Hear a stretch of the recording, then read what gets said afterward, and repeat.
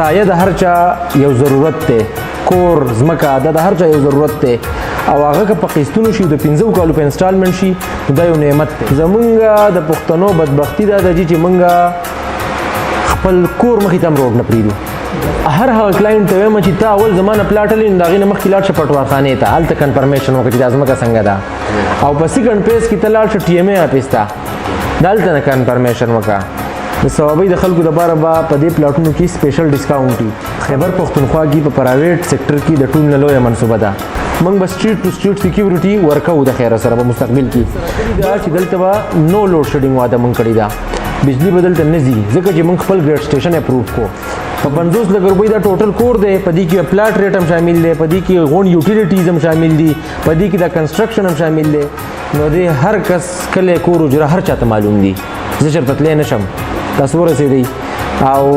د نور خو موږ څه شورټي نشو ورکولی چې نور به څه سټیټس وي چې موږ ځمکه ډایرک ورکوو چې راشي ته به خپل پلاټ ډي پي سي وکړه چې ته کومې اډوانس جمع کړې بس او بیا خپل قسط په قلار جمع کوه. بسم الله الرحمن الرحیم. شهزاد عالم زما نامه ده جی. بیسیکلی جی په پیراډایز سټي کې کار کوم. پیراډایز سټي سدي جی پیراډایز سټي چې دنو دا په خیبر پښتونخوا کې په پرایویټ سیکټر کې د ټول نه لویه منصوبه ده چې په 12000 کنال باندې دا ټوټل لینډ دی.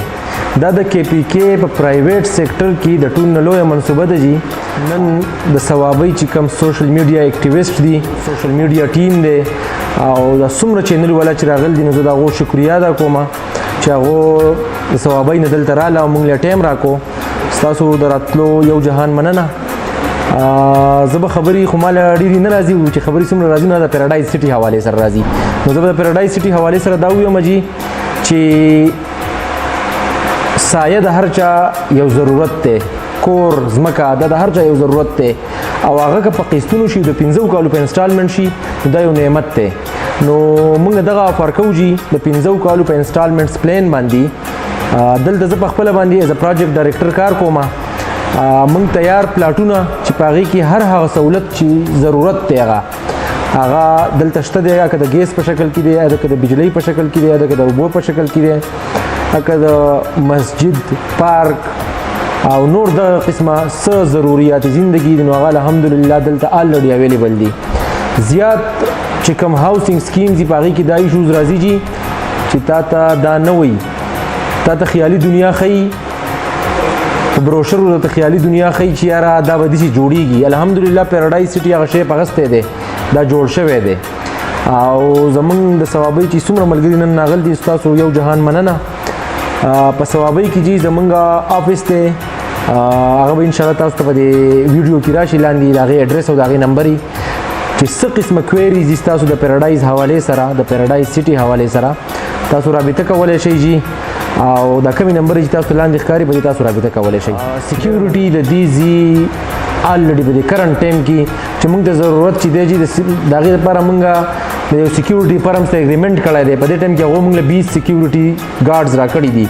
د وخت سره سره به دا سیوا کېږي جي چې څومره خلک سیوا کېږي هغومره به دا سیوا کېږي، بیا موبایل راځي، بیا به د هغو پیټرولینګ کېږي. نو سکیورټي یو بهترین نظام دی. اوورال نوښار چې دی دا یو سیف سټي ده. که تاسو د بیک ان 2006-7 کې موږ اوریجن په هغې کې نوښار چې دی دا د دهشتګردۍ نه ډېر پوره هم نه و ځکه دلته زیات چې دی اتارټیز دي، سکیورټي دغه دي جي او آرمي ډېره زیاته پرته ده. نو دې وجې نه نوښار یو ډېر پوره هم نه ځای دی، خو د هغې باوجود موږ به سټریټ ټو سټریټ سکیورټي ورکوو د خیره سره په مستقبل کې. بله خبره دا ده چې تاسو وایي سهولیات نو دا هر هغه سهولت چې هغه موږ بروشر لیکلی هغه دلته آلریډي اویلیبل دی. تاسو ورسېدئ جي نو په دې کې هېڅ قسمه هېڅ څه پاتې نه دي چې هغه موږ ووایو چې دا به موږ کوو. هر څه په دې ټایم کې اوبه هم په دې ټایم کې اویلیبل دي. تاسو به ویډیو کړي، ګیس هم شته دی، بجلي هم شته دی. بل موږ جي د دې یو سیپریټ ګریډ سټیشن اپروف کړی دی. انشاءالله په هغې به ډېر زر کار سټارټ شي. حالن خو کرنټلی دا بجلي کله یو کله نه وي. په هغې کې موږ دا واده خپل کلاینټ سره کړې ده چې دلته به نو لوډ شیډینګ واده موږ کړې ده، بجلي به دلته نه ځي ځکه چې موږ خپل ګریډ سټیشن اپروف کو. نو بیا دلته به لوډ شیډینګ ان شاء الله تعالی نه دا په کې پی کې په پرایویټ سېکټر کې په خپل نوعیت کې اولنې هاوسینګ سکیم دی چې دا به ان شاء الله په دې کې خپل ګډ سټیشن وي دا کوم کورونه موږ ورکو دا موږ ورکو د 15 کالو په انسټالمنټ پلان باندې په شپېتو میاشتو کې به دې پیسې ختموي تاسو او قبضه به دوته ملاویږي د کور چابي په څلورم کال باندې په 50 لک روپۍ دا ټوټل کور دی په دې کې پلاټ ریټ هم شامل دی په دې کې غون یوټیلیټیز هم شامل دي په دې کې دا کنسټرکشن هم شامل دی د 15 لک ورواله د 10 لک روپۍ پورې په اډوانس اخلو او نور میاشتې بیا 40000 روپۍ قسط اخلو او دوته دا کور چې دی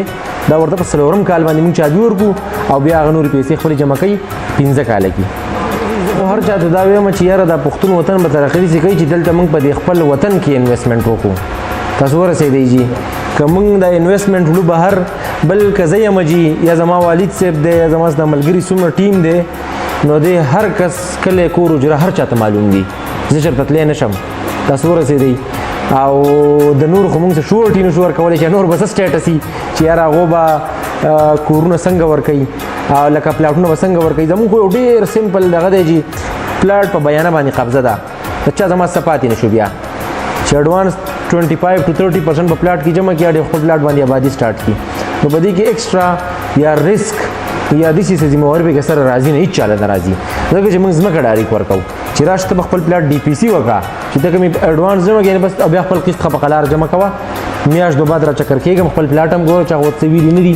تاسو ورسېږي نو دا یو ډېر لوی ایج دی بل په زیاتو ټاونونو کې زمونږ خو پښتانه ډېر ساده دي چې په دې خبرو نه پوهېږي خو په زیاتو ټاونونو کې چل وکړي چې کمرشل میپس جوړ کړي پلاټ نمبر پې نه وي په هغې کې دوی چل وکړي رجسټریشن نمبر سٹارټ کړي نو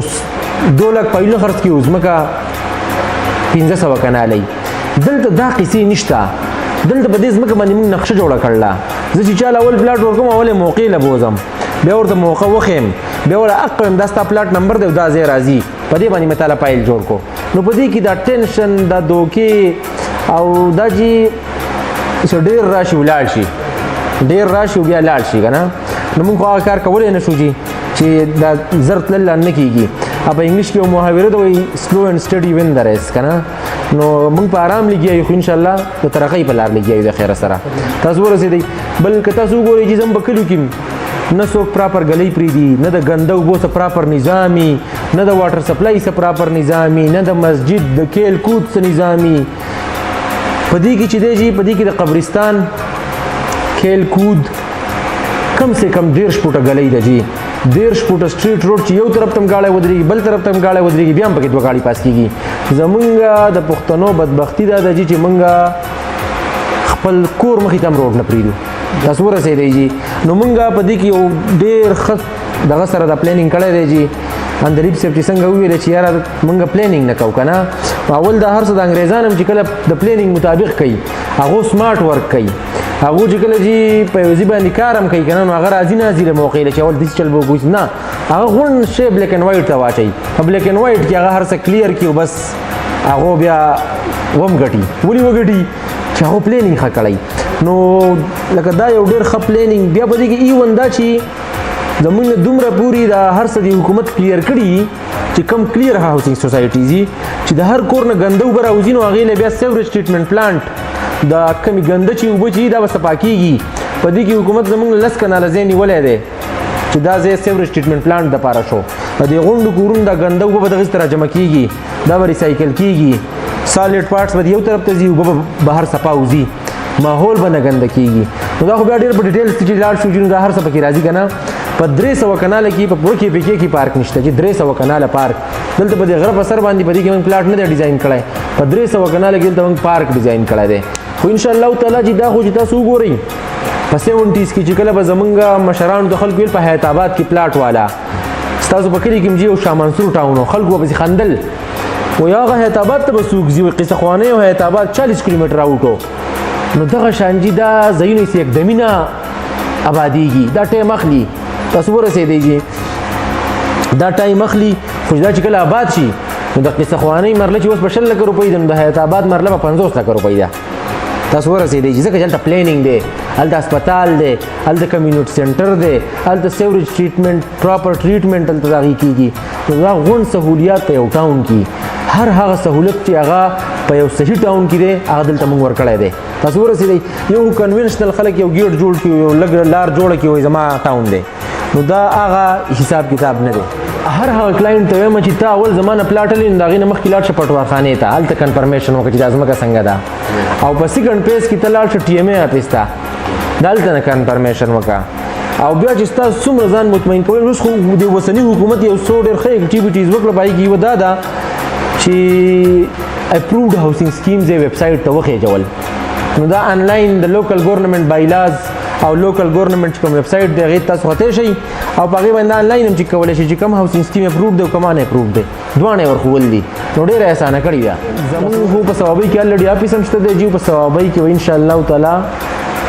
د ثوابۍ د خلکو دپاره به په دې پلاټونو کې سپیشل ډسکاونټ وي فردر به انشاءالله بیا ستاسو سره موږ ډسکس کوو چې څه به وي څنګه به وي نو به کومې نمبرې چې دي به تاسو انشاءالله رابطه کولی شئ د خیر سره